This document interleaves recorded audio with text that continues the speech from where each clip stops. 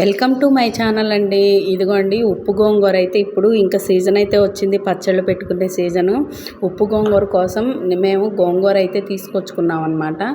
ఇది గోంగూర మామూలు కట్టలేనండి, నాటు గోంగూర అనమాట.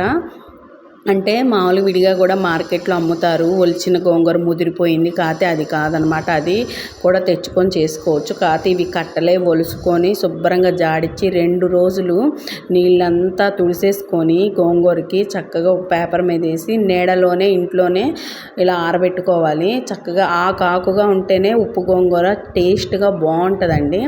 అసలు చూడండి ఎంత టేస్ట్గా ఉంటుందో. గోంగూర ఇష్టం లేని వాళ్ళు ఎవరండి?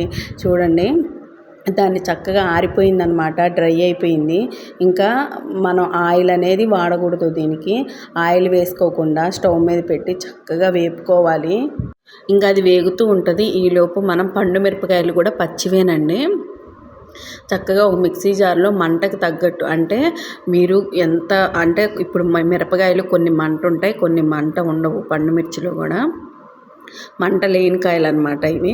మేమైతే ఒక 10-15 కాయలు తీసుకొని ఇంకా దాంట్లో కొంచెం కళ్ళుప్పు కూడా వేసుకోవాలి. గోంగూర వేగేటప్పుడు ఉప్పు వేసి వేపుకోవాలన్నమాట. తర్వాత పండు మిర్చిలో కూడా కొంచెం ఉప్పు వేసుకొని మిక్సీకి అయితే కచ్చపచ్చిగా పట్టుకోవాలి. మీకు రోలు కనుక ఉంటే రోట్లో దంచుకుంటే ఇంకా బాగుంటుంది. నేనైతే రోట్లో దంచలేదండి, మామూలుగా మిక్సీకే కచ్చేపచ్చిగా పట్టుకున్నాము. ఇదిగోండి ఉప్పు వేసి ఇది కచ్చేపచ్చిగా మిక్సీ పట్టుకొని ఇప్పుడు గోంగూర ఆరిపోగానే దీంట్లో అయితే కలిపేసుకోవాలి. చేత్తో కలుపుకుంటే చాలా బాగుంటుంది.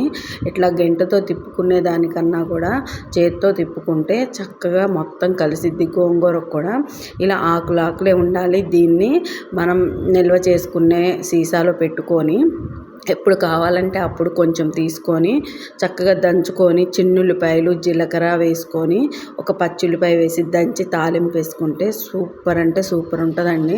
ఒక్కసారి ట్రై చేయండి. పండు మిరపకాయలు మాత్రం మంటకు తగ్గట్టు తీసుకోండి. ఆ గోంగూరకు సరిపడే మంట అయితే ఉండాలి, మరీ సప్పగా ఉంటే బాగోదన్నమాట.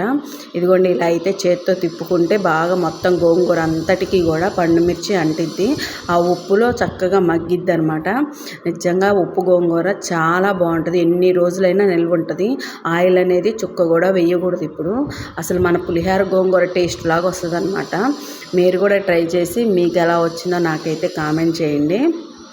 మీ సైడ్ ఉప్పు గోంగూర ఎలా పెడతారో నాకైతే కామెంట్ చేయండి. నా ఛానల్ని ఫస్ట్ టైం కనుక చూస్తే ప్లీజ్ సబ్స్క్రైబ్ అయితే చేసుకోండి. నన్ను సబ్స్క్రైబ్ చేసుకొని నన్ను సపోర్ట్ చేస్తున్న ప్రతి ఒక్కళ్ళకి చాలా థ్యాంక్స్ అండి. ఇంకో మంచి వీడియోతో అయితే మేము ముందుకు వస్తాను. చూడండి, ఇదంతా కూడా ఇంకో సీసాలు అయితే పెడతాను, ఇంకొంచెం ఆరాలన్నమాట. ఆ తేమ అంతా కూడా వస్తుంది, పండు మిర్చిలో తేమ. Thank you, bye bye.